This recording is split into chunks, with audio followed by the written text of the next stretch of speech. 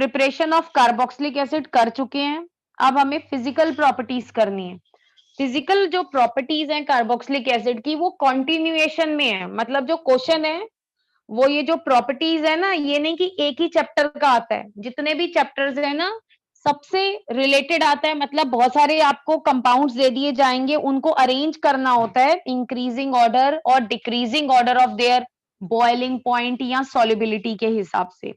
तो अगर हम कार्बोक्सिलिक एसिड की बात करें तो ये मैंने पहले भी बताया था अल्कोहल्स में कि जो कार्बोक्सिलिक एसिड्स होते हैं इनका जो बॉइलिंग पॉइंट होता है, जितने भी फंक्शनल ग्रुप हम 12th में पढ़ने वाले हैं उनसे क्या होता है, ज्यादा होता है। तो सबसे ज्यादा कार्बोक्सिलिक एसिड का होता है, फिर अल्कोहल का होता है, उसके बाद आपका अमीन्स का होता है। ये हमने पहले भी डिस्कस किया था। अमीन के बाद आपके एल्डिहाइड और कीटोन्स आते हैं। हालांकि अमीन्स में, अल्कोहल्स में और कार्बोक्सिलिक एसिड में, तीनों में ही हाइड्रोजन बॉन्डिंग होती है, लेकिन कार्बोक्सिलिक एसिड का बॉइलिंग पॉइंट अल्कोहल और अमीन से ज्यादा होता है। अब क्वेश्चन ये है कि अमीन्स का और अल्कोहल का जो बॉइलिंग पॉइंट है उसमें अल्कोहल का क्यों ज्यादा है अमीन से, इसको हम अगले चैप्टर में डिस्कस करेंगे। बट फॉर टाइम बीइंग आप इतना ध्यान रखिएगा कि अल्कोहल का जो बॉइलिंग पॉइंट है वो अमीन से ज्यादा होता है। ठीक है, देन आता है कार्बोक्सिलिक एसिड। असल में कार्बोक्सिलिक एसिड का बॉइलिंग पॉइंट इसलिए ज्यादा होता है because of extensive intermolecular hydrogen bonding. क्योंकि जो इसमें हाइड्रोजन बॉन्डिंग होती है वो काफी ज्यादा एक्सटेंसिव होती है। अब एक्सटेंसिव होती है उसका मीनिंग अभी मैं बताऊंगी। दूसरी पॉइंट ये आता है कि जो कार्बोक्सिलिक एसिड में जो हाइड्रोजन बॉन्डिंग होती है वो ज्यादा स्ट्रॉन्ग होती है। क्यों ज्यादा स्ट्रॉन्ग होती है? बिकॉज कार्बोक्सिलिक एसिड में ये जो OH बॉन्ड होता है, हालांकि अल्कोहल में भी OH बॉन्ड होता है, लेकिन ये जो कार्बोक्सिलिक एसिड का जो OH बॉन्ड होता है बेटा, इट इज मोर पोलर। मतलब ये ज्यादा पोलर होता है। ज्यादा पोलर का मतलब हो गया ऑक्सीजन पे ज्यादा जो है वो आपका नेगेटिव चार्ज होगा ऑक्सीजन पे और हाइड्रोजन पे कम होगा। ऐसा ऐसा इसलिए बिकॉज आपको ये पता होना चाहिए, ये जो कार्बोनिल ग्रुप होता है it is electron withdrawing group. ये क्या करेगा? इलेक्ट्रॉन विड्रॉ करेगा। तो इन टर्न यहाँ पे इलेक्ट्रॉन डेंसिटी कम होगी इस कार्बन पे, तो ये कार्बन इससे ऑक्सीजन से इधर को पुल करेगा, और ये जो इलेक्ट्रॉन है हाइड्रोजन और ऑक्सीजन के बीच में, ये भी ज्यादा शिफ्ट होंगे ऑक्सीजन की तरफ। तो ये भी इसी वजह से ये जो बॉन्ड है, ये जो बॉन्ड है ये ज्यादा पोलर है। तो ये जो बॉन्ड होता है ज्यादा पोलर होता है, इस वजह से जो आपका हाइड्रोजन बॉन्डिंग होती है वो कार्बोक्सिलिक एसिड में ज्यादा स्ट्रांग होती है। और बेटा हाइड्रोजन बॉन्डिंग जो होती है इतनी स्ट्रांग होती है कि इवन इन, अगर आप यहाँ पे ये वाला स्ट्रक्चर देखें, इवन इन वेपर फेस, अगर आप किसी भी कार्बोक्सिलिक एसिड को वेपर फेस में लेके आएंगे तो ये जो हाइड्रोजन बॉन्डिंग होती है ये पूरी तरह से नहीं टूटती। इवन ये देखिए, दो मॉलिक्यूल्स हैं कार्बोक्सिलिक एसिड के, ये दोनों आपस में हाइड्रोजन बॉन्डिंग के साथ जुड़े रहेंगे, मतलब डाइमर की फॉर्म में एग्जिस्ट करता है ये इवन इन वेपर फेस। मतलब हाइड्रोजन जो बॉन्ड्स होते हैं they are not completely broken even in vapour phase. Vapour phase में क्या होता है? मॉलिक्यूल्स एक दूसरे का साथ छोड़कर वेपर फेस में आ जाते हैं, है ना, जब आप किसी चीज को बॉयल करते हो। लेकिन क्या होता है, इनको जब आप बॉयल करते हो तो हाइड्रोजन बॉन्डिंग इतनी स्ट्रांग होती है, इतनी एक्सटेंसिव होती है कि it will not be broken even in vapour face. तो इस वजह से ये जो कार्बोक्सिलिक एसिड होते हैं ना बेटा, इनका जो बॉइलिंग पॉइंट होता है वो सबसे ज्यादा होता है as compared to alcohols. Then बेटा नेक्स्ट जो पॉइंट आता है वो ये आता है कि अगर आपको कभी ये आ जाए कि कार्बोक्सिलिक एसिड का बॉइलिंग पॉइंट एल्डिहाइड और कीटोन से भी ज्यादा क्यों होता है, वो तो आपको पता ही है कि कार्बोक्सिलिक एसिड में हाइड्रोजन बॉन्डिंग होती है, लेकिन जो आपके एल्डिहाइड और कीटोन्स हैं उनके अंदर तो डाइपोल डाइपोल इंटरेक्शन होती है। तो वो हमने पहले भी डिस्कस किया था। बाकी बेटा ये जो कार्बोक्सिलिक एसिड होते हैं ये नॉर्मली कलरलेस होते हैं, लगभग 9 कार्बन तक, जिनमें 9 कार्बन होते हैं, ये लगभग कलरलेस होते हैं एट रूम टेम्परेचर। और विद अनप्लीजेंट ऑर्डर, ऑर्डर इनकी ज्यादा इतनी अच्छी नहीं होती है, लेकिन जैसे जैसे आपको पता है जैसे जैसे नंबर ऑफ कार्बन एटम बढ़ते जाएंगे, तो नंबर ऑफ कार्बन एटम से क्या होगा, बॉइलिंग पॉइंट जो है आपका वो इंक्रीज करेगा। और बेटा जब बॉइलिंग पॉइंट इंक्रीज करेगा तो आपको पता है ऑर्डर भी दे बिकम प्रैक्टिकली ऑर्डरलेस, क्योंकि उन वो ऑर्डरलेस हो जाएंगे। क्योंकि कोई चीज की स्मेल क्यों आती है, क्योंकि भाई उसके जो वेपर्स आ रहे हैं या जो उसमें से पार्टिकल्स जो हैं वो हवा में आ रहे हैं, तो उसकी स्मेल आती है आपको। लेकिन अगर वो लो वॉलेटाइल है, मतलब उनका बॉइलिंग पॉइंट हाई है, तो उसमें से कोई स्मेल भी नहीं आएगी। तो जैसे जैसे नंबर ऑफ कार्बन एटम बढ़ते जाते हैं, इनमें ऑर्डर नहीं आती है, they become orderless because of their low volatility. Then बेटा नेक्स्ट जो चीज आती है, यहाँ पे मैं एक चीज और आपको बता रही थी, मैं ये कह रही थी कि अगर आप कार्बोक्सिलिक एसिड को कंपेयर करें, तो बेटा अगर एक मैं यहाँ पे एग्जांपल दूं, दिस इज एसिटिक एसिड। तो एसिटिक एसिड का बेटा जो बॉइलिंग पॉइंट है वो इथेनॉल से, तो ये इथेनॉल है, इथेनॉल से तो ज्यादा होगा ही होगा। क्यों होगा ज्यादा, क्योंकि भाई इथेनॉल के अंदर भी 2 कार्बन है, इसमें भी 2 कार्बन है, तो इथेनॉल से तो ज्यादा होगा ही, बिकॉज इसके अंदर जो है आपकी hydrogen, extensive hydrogen bonding carboxylic acid में प्रेजेंट होती है। लेकिन बेटा अगर कोई पूछे, ये मान लो मैं प्रोपेनल बना दूं, दिस इज प्रोपेनल, तो भी इसका जो बॉइलिंग पॉइंट है वो 3 कार्बन वाले से भी ज्यादा होगा। आप बता सकते हैं क्यों ज्यादा होगा? देखो मास। रीजन, हाँ मास, दोनों का जो मास है वो कंपेरेबल है।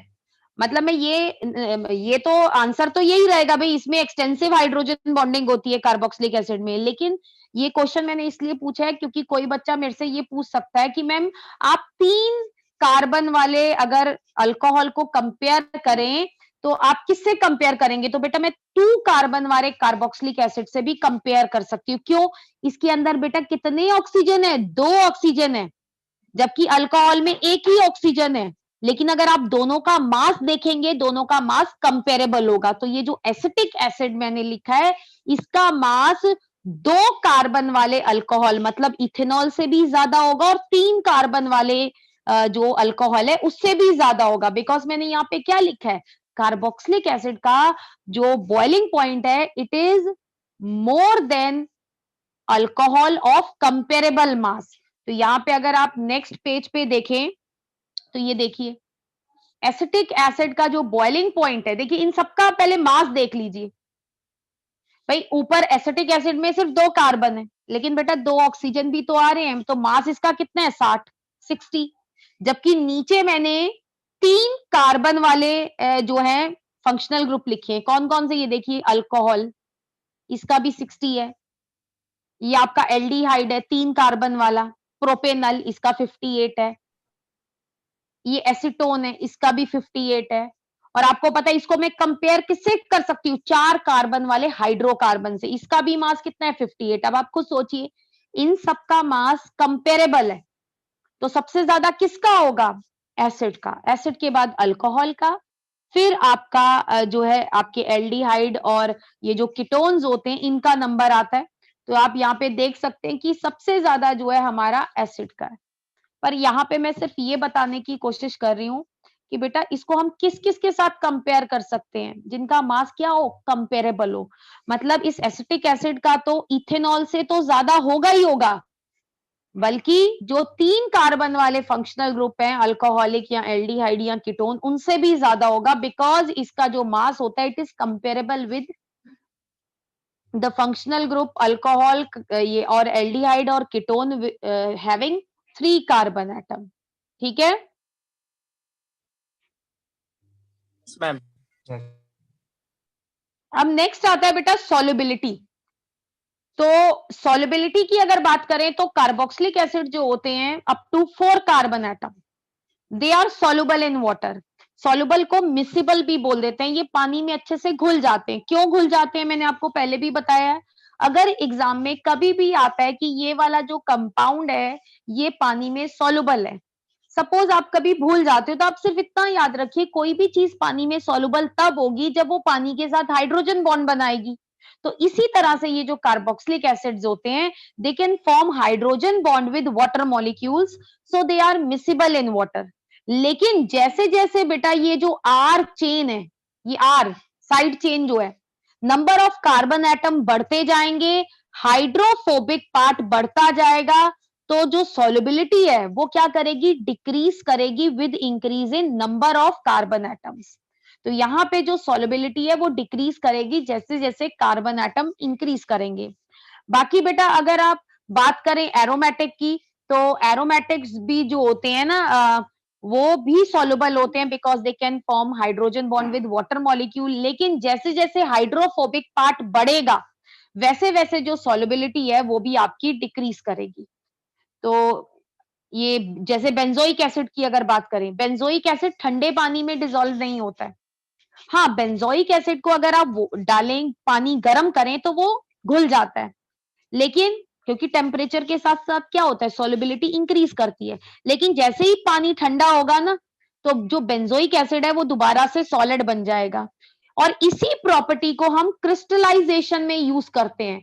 मान लीजिए हम बेंजोइक एसिड हमने लिया और वो प्यूरिफाइड फॉर्म में नहीं है, बेंजोइक एसिड बेटा सॉलिड होता है, तो मान लो वो प्यूरिफाइड नहीं है, वो गंदा है, उसके अंदर कोई इंप्यूरिटी प्रेजेंट है, तो हम क्या करेंगे, वाटर यूज करते हैं एज अ सॉल्वेंट। हम बेंजोइक एसिड को वाटर में डालेंगे तो ठंडे पानी में तो बेंजोइक एसिड घुलेगा नहीं, जब आप पानी को गर्म करेंगे तो बेंजोइक एसिड घुल जाएगा। तो आप क्या करेंगे, ऐसी इनसॉल्युबिलिटीज जो पानी में नहीं घुली होंगी उनको फिल्टर कर लेंगे।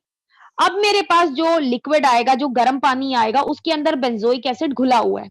अब हम उसको रूम टेम्परेचर पे रख देंगे, तो क्या होगा, जैसे जैसे पानी ठंडा होगा बेंजोइक एसिड के क्रिस्टल बनने चालू हो जाएंगे और बेंजोइक एसिड जो है प्यूरिफाइड फॉर्म में वो सेपरेट हो जाएगा। तो हम उसको फिर फिल्टर कर लेंगे और हमारा बेंजोइक एसिड के क्रिस्टल्स मिल जाएंगे। तो जो बेंजोइक एसिड होता है वो ठंडे पानी में इनसॉल्युबल होता है, लेकिन हॉट वाटर में वो सॉल्युबल होता है। इसकी इसी प्रॉपर्टी का ये जो यूज है वो प्यूरिफिकेशन में किया जाता है। ठीक है बेटा। नेक्स्ट आप बाकी ये आता है कि जो कार्बोक्सिलिक एसिड होते हैं, they can also soluble in less polar organic solvent like benzene, ether, alcohol and chloroform. तो मेन इंपॉर्टेंट जो क्वेश्चन पूछ लिया जाता है वो ये आ जाता है कि वाटर के साथ ये सॉल्युबल क्यों होते हैं, लगभग 4 कार्बन तक ये सॉल्युबल होते हैं पानी के साथ। क्यों, because of formation of hydrogen bond with water molecules. तो बेटा ये फिजिकल प्रॉपर्टीज थी। फिजिकल प्रॉपर्टीज के बाद ये कुछ क्वेश्चंस हैं जो कि प्रिपरेशन से रिलेटेड है। तो यहाँ पे अब आप देखिए क्या कहा गया है कि ये जो कंपाउंड्स हैं, जैसे कि पहला दिया हुआ है इथाइल बेंजीन, इसको आपने किसमें कन्वर्ट करना है, बेंजोइक एसिड में। तो आप बताइए कैसे कन्वर्ट करेंगे।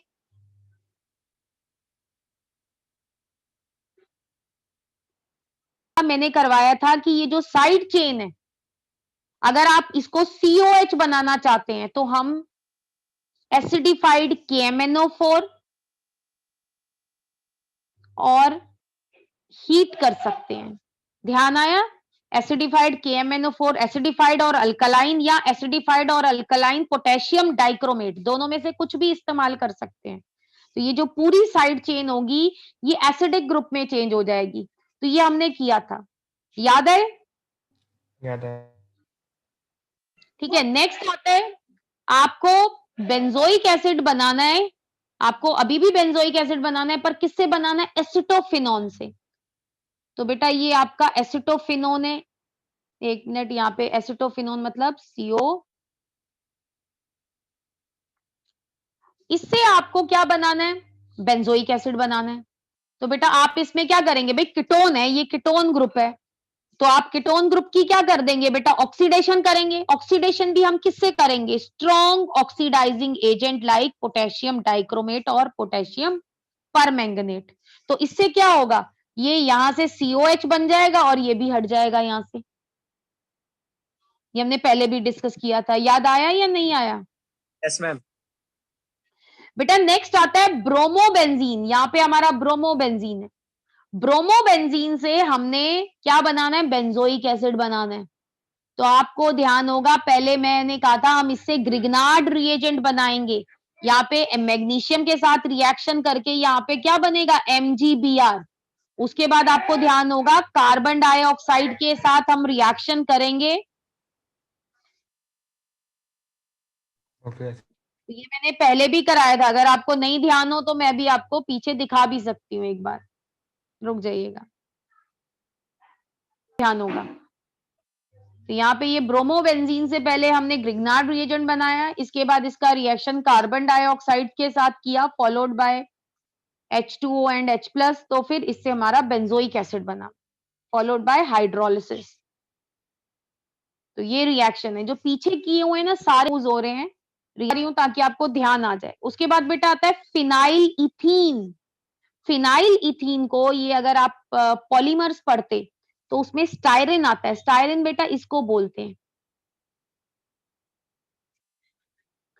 इसका नाम फिनाइल, ये फिनाइल है, इस साइड ये इथीन हो गया, ये ऊपर जो ग्रुप लगा हुआ है ये आपका क्या है, इथीन है, तो फिनाइल इथीन। तो अब आप कहेंगे इससे कैसे बनाएंगे, कोई मैंने तो बनाना बताया नहीं।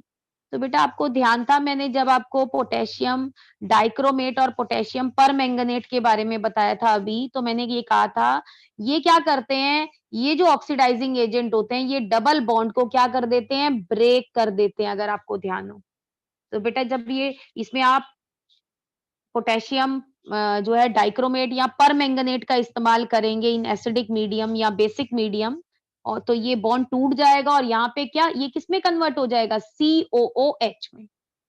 और ये मैं आपको दोबारा से दिखा देती हूँ सो दैट आपको ये लगे कि हमने किया है। अगर आपने अभी रिवीजन नहीं की है तो भी आपको ध्यान रहे, तो वो मैं आपको दिखा देती हूँ यहाँ पे। तो बेटा ये मैंने आपको बताया था कि जो स्ट्रॉन्ग ऑक्सीडाइजिंग एजेंट होते हैं like potassium dichromate and potassium permanganate, या तो एसिडिक मीडियम यूज कीजिए या बेसिक मीडियम यूज करें, उनके साथ हीट करने पे ये जो बॉन्ड है ये यहाँ से टूट जाता है और ये वाला ग्रुप भी एसिड में कन्वर्ट हो जाता है, इधर वाला भी एसिड में कन्वर्ट हो जाता है। तो ये आपको ध्यान होना चाहिए। याद आ गया?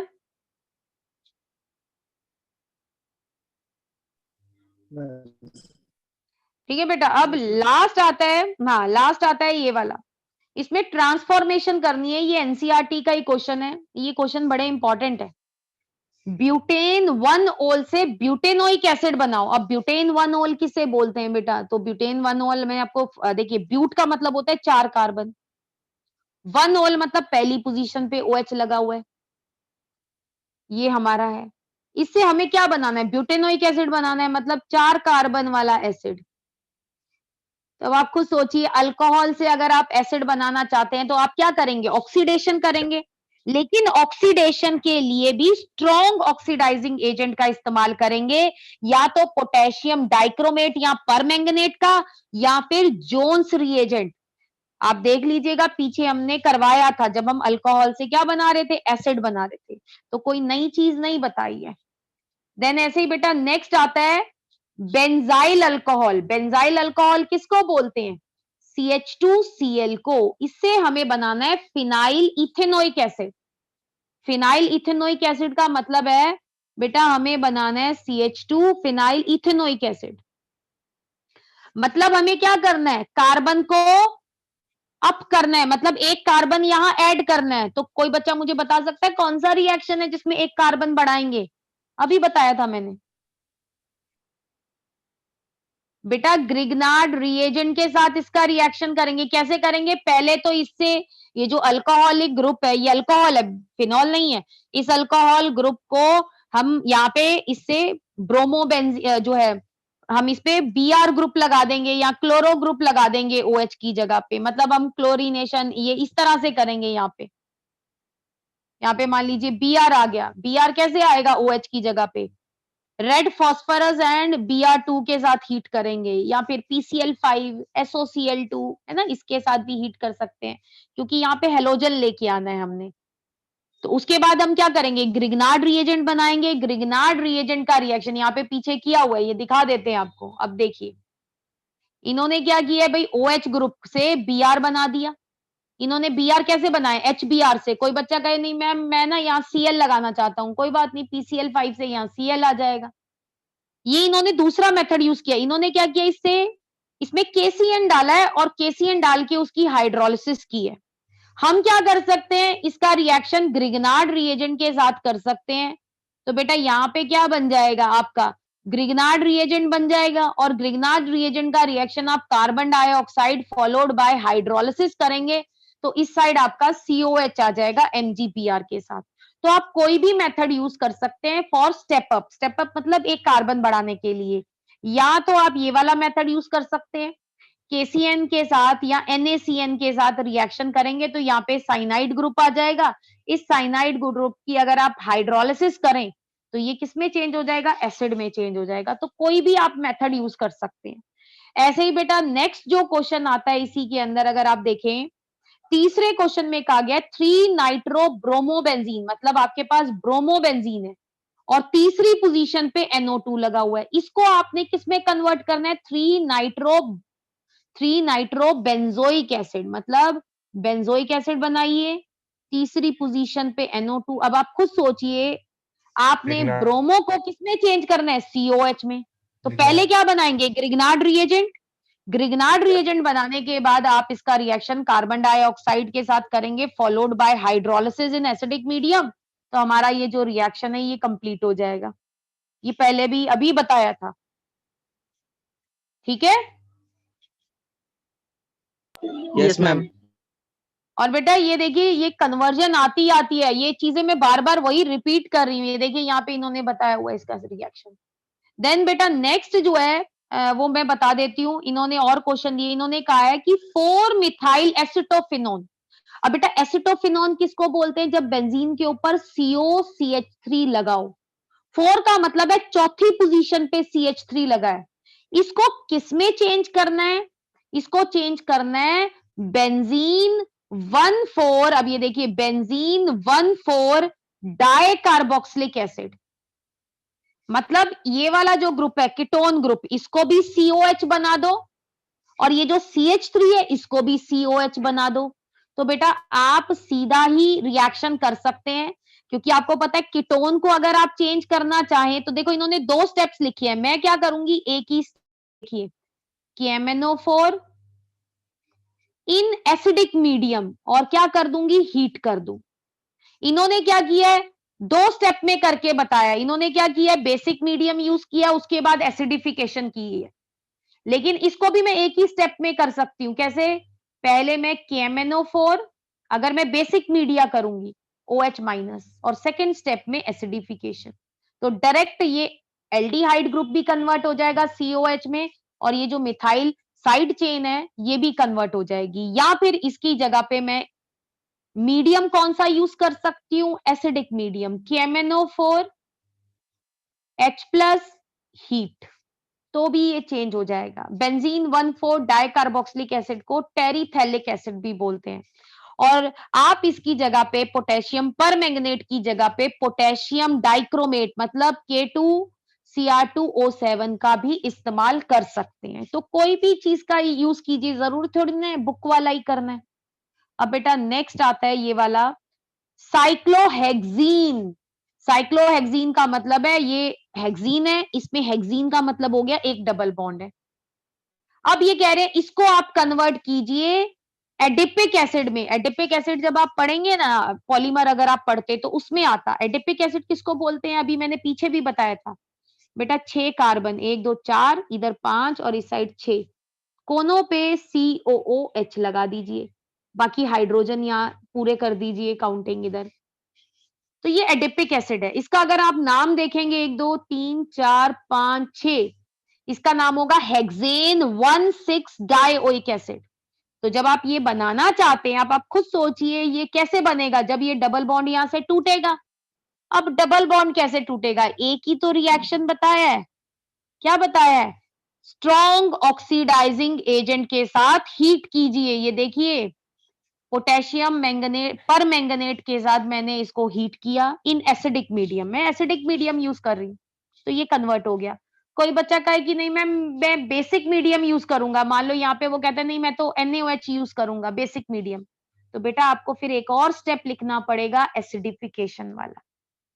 तो ये कन्वर्जन है, बहुत इंपॉर्टेंट है। आप लोग सोचते हैं कन्वर्जन कहाँ से आती है, यहीं से आती है, बट जब आप सारे चैप्टर कर लेते हैं ना तब आपको वो कन्वर्जन ज्यादा समझ में आती है। ठीक है बेटा, वो हम बाद में भी करेंगे। अब आता है नेक्स्ट, लास्ट आता है ब्यूटेनल।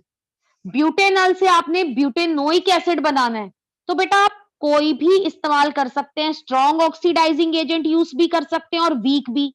इन्होंने टॉलेंस यूज किया है।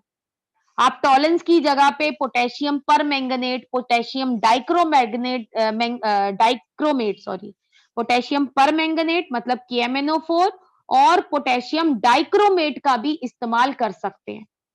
बट मैंने आपको कहा है कि आप ना 12th के अंदर एसिडिक मीडियम का ही इस्तेमाल करें तो ज्यादा बेटर है, क्योंकि कई बच्चे ना आगे अगर बेसिक मीडियम यूज करते हैं ना, तो उसके बाद एसिडिफिकेशन करना कभी कभी भूल जाते हैं ना, तो इस वजह से। बाकी यही था, बहुत ही सिंपल है। ठीक है, किसी को प्रॉब्लम इसमें?